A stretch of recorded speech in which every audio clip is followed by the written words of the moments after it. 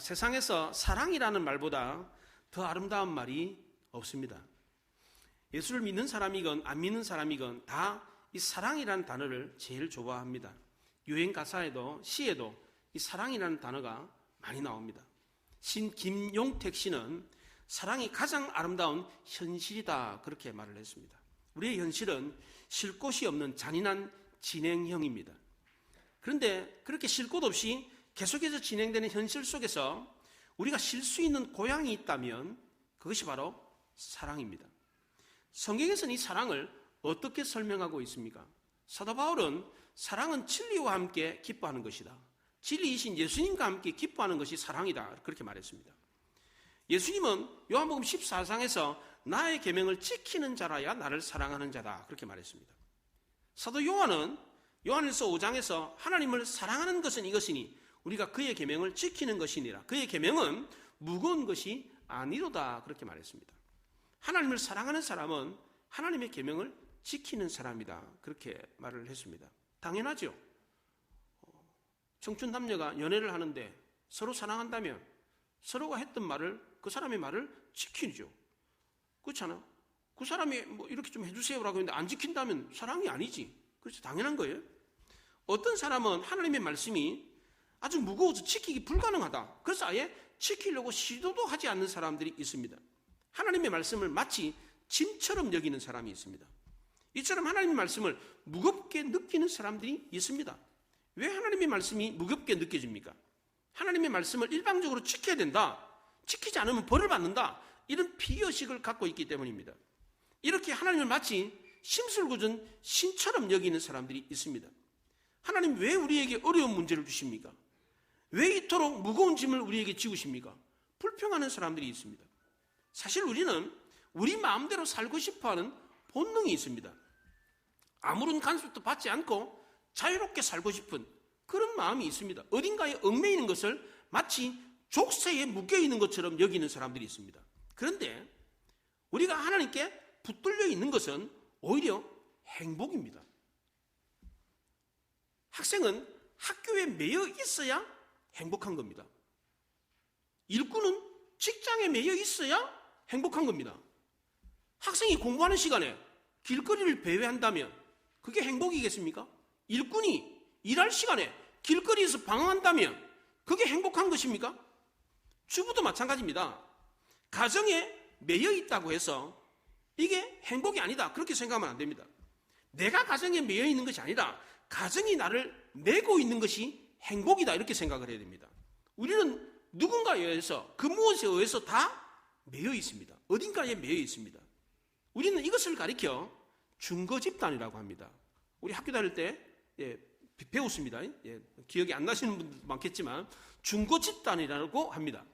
이 중거집단은 나의 행위나 규범의 표준을 삼는 집단이라는 뜻입니다. 생각의 기준이 되고 마음을 안정되게 흔들리지 않게 하는 공동체라는 뜻입니다. 이런 공동체가 있어야 사람들은 마음의 평안을 얻습니다. 길거리를 배회하는 사람들은 거의 대부분 다 이 중거 집단이 없습니다. 어디 안정을 두고 거처할 곳이 없습니다. 거처할 곳뿐만 아니라 마음도 마찬가지입니다. 어딘가에 고정적으로 마음이 매여 있어야 됩니다. 우리는 밤이 되면 돌아가서 쉴 곳이 있어야 됩니다. 어떤 때는 내가 머무는 가정에 매여 있다는 생각이 들 수도 있습니다. 그러나 그러한 가정이 있기 때문에 우리는 마음에 평안함을 얻습니다. 교회도 마찬가지입니다. 내가 늘어지는 한결같이 주님을 만나는 교회가 있어야 합니다. 요즘 우리 주변에 교회가 너무 많다 보니까 이 교회 저 교회 또 돌아다니는 사람들이 많이 있는데 이런 사람들은 신앙의 안정감이 없습니다. 한 교회를 정했으면 그곳에서 마음의 안정을 취해야 됩니다. 우리 주변에 집들이 많잖아요. 그 집들이 많지만 내 집만큼 편안한 집은 없습니다. 우리 주변에 교회가 많지만 그 많은 교회 중에서 내 교회만큼 편안한 교회가 없습니다. 이처럼 하나님이 우리를 어느 한 곳에 메어두시는 이유가 무엇입니까? 가정에 메어두게 하고 교회에 메어두게 하고 직장에 메어두게 합니다. 그 이유가 무엇입니까? 부모가 자식을 가정이나 학교에 메어두는 이유가 뭡니까? 집에 들어와라, 학교 가라 이렇게 하는 이유가 뭡니까? 자식 잘 되게 하기 위해서입니다. 하나님이 우리를 한 교회에 메어두시는 이유도 마찬가지입니다. 다 우리를 위해서 그렇게 하시는 겁니다. 하나님 우리에게 직분을 주어서 한 교회를 섬기게 하는 것도 마찬가지입니다. 그 직분을 통해서 우리를 부려먹으려고 그런 게 아닙니다. 하나님이 뭐가 부족해서 그러시겠습니까? 다 우리를 위해서 그렇게 하시는 겁니다. 하나님 나라에서는 내가 아니면 안 된다, 이런 생각을 가져서는 안 됩니다. 하나님은 내가 아니더라도 다른 사람을 통해서 능히 그 일을 하실 수 있습니다. 내가 아니면 이 교회는 안 들어간다, 돌아가지 않는다, 천만의 말씀. 그렇지 않습니다. 하나님은 내가 아니더라도 심지어 돌을 들어서라도 그 일을 하신다고 했습니다. 내가 아니면 안 된다, 이 생각은 곧 교만입니다. 그러므로 하나님 우리에게 직분을 주신 것은 어떻게 받아들여야 됩니까? 내가 아니면 안 되기 때문에 나를 써주신 것이다, 이게 아니고 하나님이 나를 통해서, 그 일을 통해서 복을 주려고 하시는구나. 주님이 못난 나를 통해서 내가 부족함에도 불구하고 그 일을 맡기셨구나, 이런 겸손한 마음으로 하나님이 주신 직분을 감당해야 합니다. 이것이 바로 올바른 신앙인의 섬김의 자세입니다. 하나님은 가룟 유다가 아니더라도 하나님 나라를 이룰 수가 있었습니다. 가룟 유다가 예수님을 은삼십에 팔지 않았다고 하더라도 예수님은 십자가에 못 박혀 죽으셔서 인류를 구원하셨을 겁니다.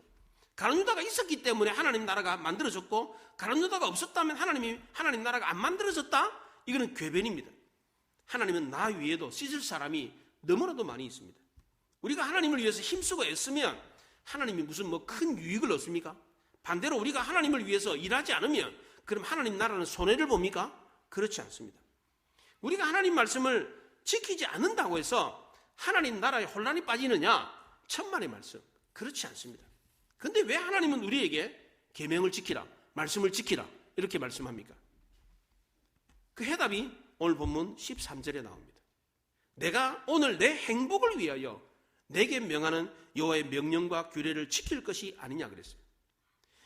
왜 우리가 하나님 말씀대로 살아야 됩니까? 왜 하나님이 우리에게 말씀대로 살라 이렇게 말합니까? 그 이유는 우리의 행복을 위해서라는 겁니다. 우리가 하나님 말씀대로 살면 그것이 하나님께 영광이 됩니다. 또 우리에게도 실제적인 유익이 되기 때문입니다. 하나님 우리에게 말씀을 주신 이유는 우리의 행복을 위해서였습니다. 이 말씀에는 하나님의 깊고 깊은 섭리가 담겨 있습니다. 부모가 자식이 행복하기를 원하는 것처럼 우리 하나님도 우리가 행복하기를 원하십니다. 그러면 우리가 하나님이 원하시는 대로 행복하려면 어떻게 해야 됩니까? 우리가 어떻게 하면 하나님의 기대에 부응해서 하나님이 원하는 대로 행복해질 수 있습니까? 12절에 보면 이스라엘아 내 하나님 여호와께서 내게 요구하시는 것이 무엇이냐 그랬어요. 하나님이 우리를 행복하도록 하기 위해서 요구하시는 것이 있는데 이 요구하시는 것을 지키면 행복할 수 있다는 겁니다. 먼저 우리는 하나님이 뭔가를 요구할 때에 어떤 태도를 취해야 됩니까? 다윗은 하나님으로 인해서 행복한 자가 되었습니다. 다윗이 어떻게 했습니까? 내가 여호와께 무엇으로 보답할까 그랬어요. 나는 정말 이름도 없는 유명한 가문의 자손도 아니고 막내인데 내가 어떻게 내가 왕이 되고 이렇게 행복한 삶을 살았는가? 하나님이 복을 주셨기 때문이다. 그럼 나는 어떻게 해야 되는가? 이런 자세를 가졌어요. 하나님이 우리에게 어떤 것을 요구하시는 것은 다 우리를 위한 것입니다. 그런데 만약 우리가 하나님 저는 됐습니다. 하나님 도움 없이도 저는 잘 살 수 있습니다. 하나님 저는 지금이 행복합니다. 더 이상 행복할 것도 없습니다. 저는 하나님 간섭 받으면서 살고 싶지 않습니다. 저를 가만히 두십시오. 이렇게 한다면 하나님이 어떻게 하시겠습니까? 부모 입장에서 자녀가 이렇게 한다면 부모는 어떻게 하겠습니까? 엄마 아빠 날 좀 내버려 두세요. 저는 부모 간섭 받고 싶지 않습니다. 저는 혼자서도 얼마든지 잘 살 수 있습니다. 엄마 아빠 잔소리가 싫습니다. 그냥 저를 내버려 두세요. 제가 알아서 할게요. 이러면 부모는 그래 너 혼자서 잘 먹고 잘 살아라. 물론 말은 그렇게 하겠지만 그렇게 한다고 하더라도 마음은 어때요? 그렇게 내버려 둘 수가 없어요. 걱정이 안 될 수가 없어. 왜 그럽니까? 그래도 내 자식이 잘 됐으면 좋겠다. 이런 마음을 버리지 못하기 때문입니다. 우리 하나님도 마찬가지입니다. 부모님과 똑같이 그런 안타까운 마음을 갖고 있습니다. 그래서 하나님은 오늘도 말씀을 통해서 이 말씀을 통해서 우리에게 잔소리를 하고 있습니다. 성경은 한마디로 말하면 하나님의 잔소리입니다. 인생을 이렇게 살아야 된다. 요건 요렇게 하고 요런 요렇게 하고 그거 다 잔소리예요. 하나님의 잔소리예요. 예.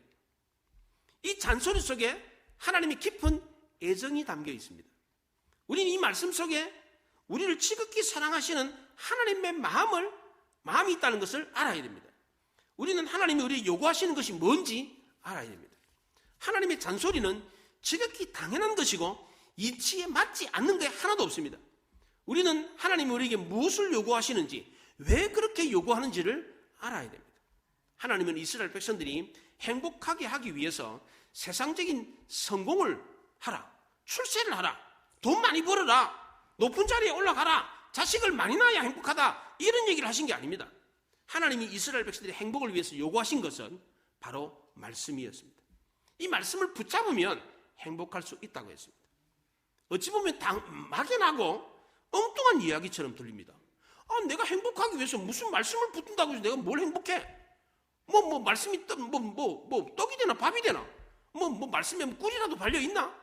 이런 반문을 할 수 있습니다. 세상 사람들은 말씀이 행복이다, 이것을 이해를 못합니다. 그렇기 때문에 아무나 하나님이 주신 행복을 누리지 못하는 것입니다. 하나님은 이스라엘 백성들이 행복하기를 원했습니다. 그래서 그들에게 요구한 것이 있습니다. 오늘 본문에 세 가지를 요구했습니다. 첫째는 하나님에 대한 의무였고, 둘째는 이웃에 대한 의무였고, 셋째는 자기 자신에 대한 의무였습니다. 첫째로 하나님에 대한 의무가 있었습니다. 12절에 보면 이스라엘아, 내 하나님 여호와께서 내게 요구하시는 것이 무엇이냐? 곧 내 하나님 여호와를 경외하며 그의 모든 도를 행하고 그를 사랑하며 마음을 다하고 뜻을 다하여 내 하나님 여호와를 섬기고 그랬습니다. 하나님에 대한 의무로서 첫 번째는 하나님을 경외하는 것입니다. 하나님께서 내게 요구하시는 것이 무엇이냐? 내 하나님 여호와를 경외하라. 12절에 그렇게 20절에서도 내 여호와를 경외하라 그렇게 말했어요. 우리가 하나님의 위엄을 찬양하고 하나님의 권능을 인정하고 그 능력의 크심을 경외하는 것, 이것이 우리를 위한 것입니다.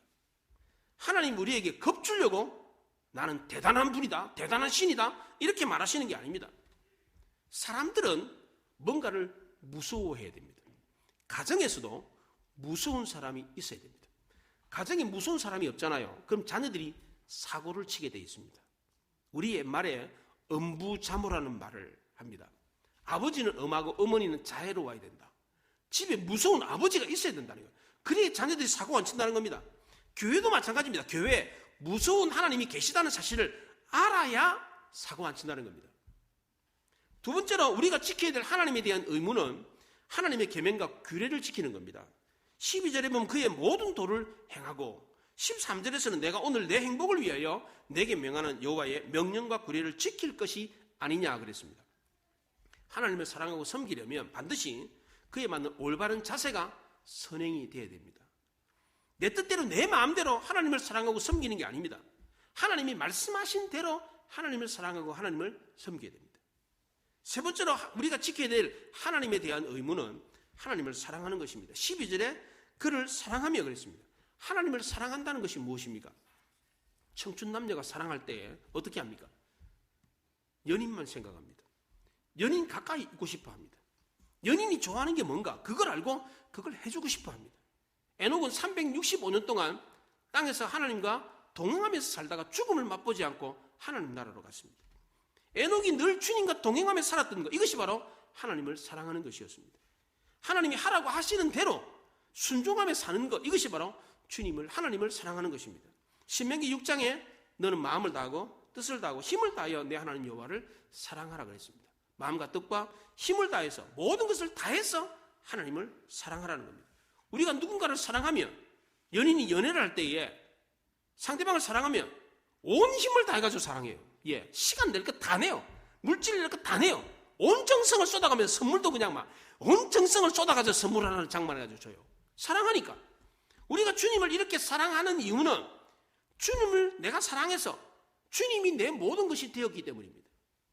네 번째로 우리가 지켜야 될 하나님에 대한 의무는 하나님을 잘 섬기는 것입니다. 마음을 다하고 뜻을 다하여 내 하나님을 섬기고 그랬습니다.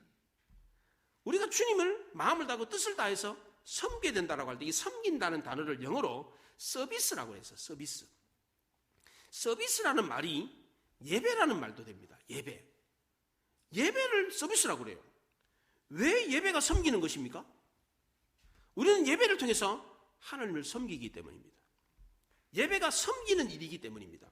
하나님은 오늘도 예배를 통해서 우리의 섬김을 받으십니다.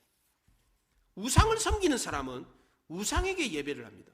근데 우리는 하나님을 섬기기 때문에 하나님께 예배를 합니다. 마지막 5번째로 우리가 지켜야 될 하나님께 대한 의무는 하나님의 이름으로 맹세하는 것입니다. 20절에 보면 그의 이름으로 맹세하라 그랬습니다. 누구를 빙자해서 맹세한다, 이것은 그 누구를 가장 높은 존재로, 가장 권위 있는 존재로 인정한다는 뜻입니다. 그래서 그것을 두고 맹세하는 겁니다. 하나님의 이름으로 맹세한다는 것은 하나님이 가장 높은 신이다, 가장 큰 신이라는 것을 인정한다는 뜻입니다. 근데 신약 성경에는 맹세하지 마라 그랬어요. 그렇잖아요. 왜 구약 성경에는 레위기, 민수기, 신명기에는 계속해서 맹세하라, 그리고 맹세를 지키라 이렇게 말을 했는데 왜 신약 성경에는 맹세하지 마라 그랬습니까? 예수님 당시에 이스라엘 백성들이, 유대인들이 이 맹세를 곡해했기 때문입니다. 예를 들면 부모에게 드려야 될 것을 고르반이라 그래, 하나님께 드리기로 맹세했다. 그 부모가 찾아왔는데 쌀가마니가 있는데 보니까 왜 너네 집에 쌀 주면서 쌀이 있는데 왜 나한테 쌀 안 주냐? 그럴 때 이거 하나님께 바친 겁니다. 하나님께 바치기로 맹세한 겁니다. 이러면서 부모한테 안 드렸어요. 맹세라는 미명하에 불효를 저지르고 있었어요. 당시 유대인들은 맹세를 이용해가지고 책임을 회피하고 손해보는 일을 하지 않으려고 그랬어요. 유대인들이 이처럼 맹세를 잘못한 이유는 사람을 의식했기 때문입니다. 그런데 맹세는 사람에게 하는 것이 아니라 사실 하나님께 하는 것이었습니다. 그렇기 때문에 하나님 보시기에 거리낌이 없어야 되고 진실하고 성실한 마음으로 두렵고 떨림으로 하나님께 해야 하는 것이 맹세였습니다. 하나님이 이스라엘 백성들에게 맹세하라고 했는데 이것은 하나님만 가장 존귀한 분이고 가장 권위 있는 분으로 인정하라는 뜻이었습니다. 두 번째로 하나님이 이스라엘 백성들이 행복하도록 하기 위해서 요구하시는 것은 이웃에 대한 의무를 지키는 것이었습니다. 첫째는 나그네를 사랑하라 라고 했습니다. 19절에 보면 너희는 나그네를 사랑하라. 전에 너희도 애굽 땅에서 나그네 되었음이니라 그랬어요. 나그네를 사랑하라 라는 말은 나그네만 사랑하라는 뜻이 아닙니다. 연고가 없는 나그네도 사랑을 한다면 연고가 있는 친인척, 형제, 자매, 가족은 어떻게 하라는 거예요? 더 사랑하라는 겁니다. 또 나그네를 사랑하라는 말은 내 민족이 아닌 다른 민족, 이방 민족도 사랑하라는 뜻입니다. 하나님은 모든 인간에게 동일한 생명을 줬기 때문에 하나님은 모르는 사람에게도 떡과 먹을 것을 줬어요. 하나님은 모든 사람을 존중했습니다. 그렇기 때문에 우리도 하나님처럼 모든 사람을 다 사랑해야 된다는 겁니다. 두 번째로 이웃에 대한 우리의 의무는 고통 중에 있는 사람들을 돌보는 것입니다. 하나님이 이스라엘 백성들에게 애굽에 내려가서 나그네 됐던 때를 기억하라 그랬어요. 너희들도 애굽에서 힘들고 어려울 때에 누군가의 도움을 받았지 않느냐? 그러니까 너희들도 불쌍한 사람이 있으면 도와주는 게 당연하다 그렇게 말했어요. 하나님이 이스라엘 백성들에게 나그네를 영접하고 나그네를 돌봐주고 나그네를 사랑하고 나그네를 대접하라 이런 얘기를 성경에서 계속해서 여러 번 반복을 했습니다. 그 이유는 이 말씀이 너무나도 중요했기 때문입니다. 이 말씀을 지키지 않으면 안 될 충분한 이유가 있었기 때문입니다. 그런데 이스라엘 백성들은 어떻게 했습니까? 이 말씀을 지키지 않았습니다. 오히려 이방인들을 멸시하고 조롱했습니다. 그 결과로 어떻게 됐습니까? 이스라엘 백성들은 나중에 역사적으로 그 이방인들에게 배척당하는 수모를 겪었습니다. 나라를 빼앗기고 방황하는 민족이 되어버렸습니다. 1, 2차 세계대전 때에 유럽에서 가장 많은 미움을 받았던 민족이 누구였습니까? 유태민족이었습니다. 왜 그랬습니까? 유대인들은 자기네들만 하나님께 선택받은 민족이다. 우울 의식을 가지고 다른 민족을 이방인 취급했습니다. 우리는 다 이방인이에요. 다. 자기네들만 하나님의 선민이고 자기네 위에는 다 이방인이에요. 지금도 유대인들은 다른 이방인들과 결혼을 안 합니다. 자기 딸이 이방인과 결혼하면 빈관을 묻어버립니다. 그리고 내 딸 죽었다고 선포를 해버려요. 지금도 그렇습니다. 이런 배타성과 우월성 때문에 전 세계 사람들에게 지금도 유태인들이 미움을 받고 있습니다. 우리나라도 마찬가지입니다. 우리나라도 단일 민족 국가라 그래서 이런 자부심 때문에 다른 나라 사람들을 무시하고 깔보는 경향이 있습니다. 특히 동남아에서 온 사람들, 저개발국가 가난한 나라에서 일하러 오신 분들, 이런 사람들을 무시하고 깔보는 경향이 있는데 이거는 교만입니다. 하나님은 이스라엘 백성들에게 너희가 행복하려면 우선 나그네를 사랑해야 된다 이 얘기를 했어요. 우리가 이웃을 사랑해야, 이웃이 행복해야 나도 행복할 수 있는 겁니다. 마지막 세 번째로 우리가 행복하려면 우리 자신에 대한 의무를 지켜야 됩니다. 16절에 그러므로 너희는 마음의 할례를 행하고 다시는 목을 곧게 하지 말라 그랬습니다. 마음의 할례를 받아야 된다 이 말은 세상적인 생각을 버리고 새로운 마음을 가져야 된다는 말입니다. 마음을 바꾸지 않으면 목이 곧아질 수밖에 없어요. 옛날 세상적인 기준과 판단을 가지고 있으면 목이 빳빳해질 수밖에 없습니다. 우리가 행복하려면 하나님을 경외하고 살아가지 못하도록 하는 세상적인 것들을 버려야 됩니다. 부패한 정욕과 악한 성품, 기도하지 못하게 만들고 예배하지 못하게 만드는 것들, 하나님을 두려워하지 않는 교만한 마음, 말씀을 가까이 하지 못하도록 하는 게으른 습관, 이웃과 화합하지 못하게 하는 것들, 이웃을 무시하고 멸시하고 조롱하는 것, 버럭버럭 화를 내면서 비판하고 정죄하는 것, 이거 다 버려야 된다는 겁니다. 이렇게 하려면 어떻게 해야 됩니까? 내가 마음 먹는다고 해서 나는 이제 이웃들 사랑해야지, 이웃한테 악한 말, 비판하는 말, 비평하는 말, 깔보는 거 안 해야지, 마음 먹는다고 해서 됩니까? 안 된다는 거예요. 그 사도 바울은 어떻게 했느냐? 이렇게 하기 위해서 자신을 쳐서 복종을 시켰어요. 자기는 날마다 죽는다 그랬어요. 베드로는 피 흘리기까지 싸워야 된다 그랬어요. 예수님은 더 강하게 말했어요. 오른 눈이 너로 실족하게 하거든 빼버리라. 오른손이 너를 실족하게 하거든 찍어버리라 그랬어요. 왜 이렇게 강력하게 말했습니까? 나 자신에 대해서 이렇게 엄격하지 않으면 안 되었기 때문입니다. 하나님이 이스라엘 백성들에게 다시는 너희가 목이 곧은 백성이 되지 마라 그랬어요. 그동안 이스라엘 백성들은 목이 곧은 백성이었어요. 하나님은 이런 이스라엘 백성들에게 다시는 목이 곧아서는 안 된다 그렇게 말했어요. 교만한 사람들은 절대로 행복할 수가 없습니다. 남을 자기보다, 남이 나보다 못하다, 내가 남보다 우월하다 이렇게 생각하는 사람, 남을 무시하고 깔보고 얕보는 사람, 목에 힘주는 사람, 이런 사람은 절대로 행복할 수가 없습니다. 다른 사람에게 상처를 주기 때문에 인정과 존경을 받을 수가 없어요. 남을 깔보는데 깔봄을 당한 사람이 그 깔본 사람을 인정하고 존경하겠습니까? 늘 비판하고 조롱하는 사람을, 그 사람을 인정하고 존경하겠습니까? 천부당만부당하는 일입니다. 이런 사람은 자기도 남에게 무시당하고 상처를 받을 수밖에 없습니다. 이런 사람이 어떻게 행복할 수 있겠습니까? 그렇잖아요. 다른 사람 무시하고 깔보는데 그 사람이 어떻게 지 혼자서 그냥 행복할 수 있습니까? 남이 인정해주지 않고 남이 존경하지 않는데 어떻게 행복할 수 있겠습니까? 하나님이 주시는 행복을 누리려면 그릇이 준비되어 있어야 됩니다. 그릇이 비어 있어야 행복이 담기는 겁니다. 하나님이 하늘로부터 주는 행복을 받으려면 낮아져야 됩니다. 높아진 마음에는 하나님의 복이 담기지 않습니다. 하나님은 이스라엘 백성들에게 누누이 반복해서 계속해서 여러 번 여기저기에서 낮아지고 겸손한 자만이 하늘의 복을 받을 수 있다는 이야기를 했습니다. 그렇다면 우리가 낮아지고 겸손해져서 그릇이 준비되어 하나님이 주시는 복을 받으려면 어떻게 해야 됩니까? 하나님이 어떤 분이신가를 알고 하나님을 닮아가야 그 복을 받을 수가 있습니다. 17절에 그렇게 말합니다. 너희 하나님 여호와는 신 가운데 신이시며 주 가운데 주시고 크고 능하시며 두려운 하나님이다. 그렇게 말했어요. 이렇게 크시고 놀라우신 하나님 앞에 있는데 우리가 어떻게 교만할 수 있겠습니까? 어떻게 목을 뻣뻣하게 할 수 있겠어요? 크신 분 중에 가장 크신 분이 이런 하나님이라는 것을 알면 어떻게 우리가 목을 뻣뻣하게 들고 나는 잘났다, 나보다 잘난 사람 아무도 없다 이렇게 할 수 있겠습니까? 우리의 중심까지 깨뚫어 보시는 하나님 앞에 있는데 우리가 어떻게 교만할 수 있고 우리의 잘못을 숨길 수 있겠습니까? 벌거벗은 모습으로 겸손하게 있는 모습 그대로 나갈 수밖에 없는 것입니다. 하나님은 이런 모습으로 하나님 앞에 나오는 우리를 어떻게 하십니까? 깔보십니까? 조롱합니까? 무시합니까? 그렇지 않습니다. 오히려 더 불쌍히 여기고 더 안타깝게 여기십니다. 안쓰러운 마음으로 우리를 맞아주십니다. 하나님 앞에 나왔다가 돌아갈 때에 그냥 빈손으로 가게 하시지 않습니다. 뭐라도 주어서 보냅니다. 더 나은 모습으로, 더 행복한 모습으로, 더 건강한 모습으로, 더 좋아진 모습으로 회복되어서 돌아가기를 원하십니다. 하나님은 우리를 너무너무 사랑하십니다.